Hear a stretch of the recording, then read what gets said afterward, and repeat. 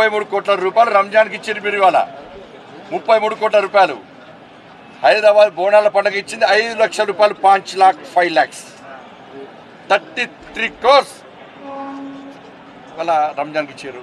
వద్దలే ఇచ్చుకోరి, ఇంకా 10 కోట్లు ఇచ్చుకోరి. కానీ ఇందులో ఏం పాపం చేసిన వాళ్ళ తెలంగాణలో రంజాన్ పండుగ మాదిరిగానే గణేష్ ఉత్సవాలు జరుపుకుంటారు కదా, భవానీ ఉత్సవాలు జరుపుకుంటారు కదా, హనుమాన్ జయంతి ఉత్సవాలు జరుపుకుంటారు కదా, బోనాల పండుగ జరుపుకుంటారు కదా, శ్రీ వెంకటేశ్వర స్వామి ఉత్సవాలు జరుపుకుంటారు కదా, అనేక పండుగలు జరుపుకుంటారు కదా. ఇచ్చింది ఎంత?